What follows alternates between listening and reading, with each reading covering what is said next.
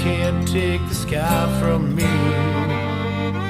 Take me out to the black, tell them I ain't coming back. Burn the land, boil the sea.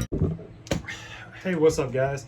I wanted to kind of do another little video kind of progression between the DDI 47 and the Draco. I've got some new parts in. We're going to try to install them, do a little time lapse of it. I'm going to do just one because I'm installing the same thing in both of them, and that is the ALG high energy mainspring for the AK. I got two of them in. The main reason we're putting them in there, and I'm going to try them out, is for recoil control. The triggers on these are AK triggers, AKT triggers by ALG, and they're phenomenal triggers out of the box.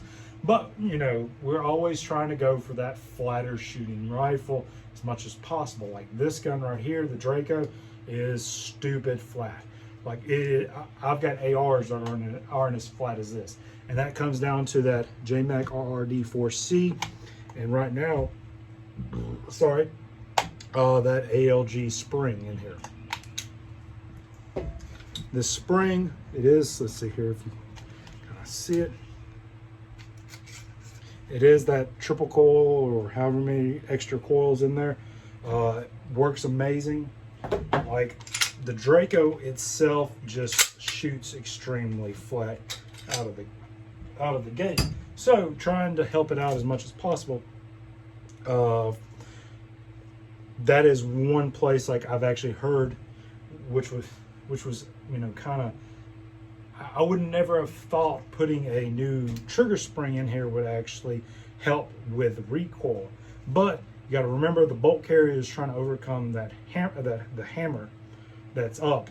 So having a tighter spring on here will actually cause it to push a little bit more. So it's going to actually have just that extra 5% recoil reduction. So that, I mean, every little bit helps, and shooting this one, going fast with it, this is kind of that rifle that goes fast, and I wanted to go fast and flat as possible. So putting that on there hopefully will bring it down a little bit more. I got the idea from that guy Opossum. I'll leave his link in down below in that general area, somewhere right around there. Great guy. He's on Instagram. Check him out. That guy _Opossum. I saw Opossum. It's just a joke because there's an O in it, so you gotta say Opossum. But we'll get these things installed and do that real quick.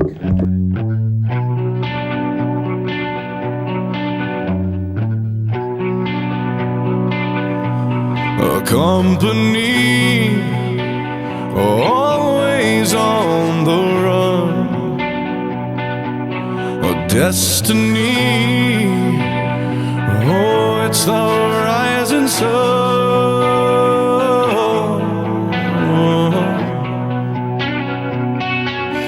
I was born a shotgun in my hands, behind the gun I'll make my final stand.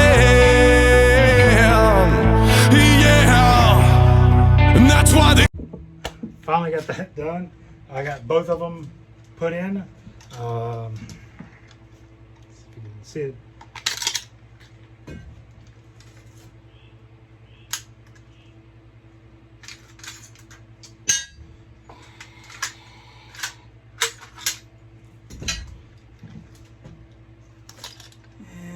Let's see here.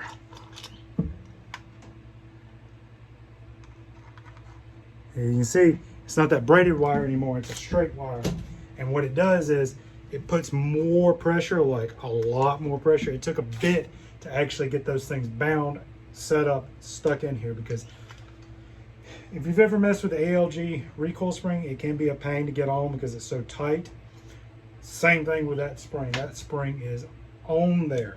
Hopefully I'll get to shoot it a little bit more this weekend. I got to make a trip up to get a new parts kit or a newer parts kits for me. But hopefully it does a little bit. It doesn't, I'm not going to say it doesn't change up the trigger pull, It's still an ALG. It's still an amazing trigger. It's just, I think it actually crisps it up a little bit. It's more that breaking of a carrot.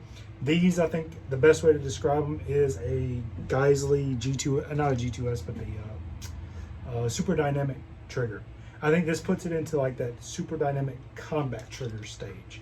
It's a little bit different, and you wouldn't really notice it. Like give it to somebody and that doesn't shoot a lot between the two, wouldn't really notice it. But you get somebody that's got a little bit more trigger time behind it, you'll notice just a tiny bit more. So it's on this one now. It's also on the Draco, and hopefully it does change the recoil up just a hair. So see y'all out on the range. Good? Yep.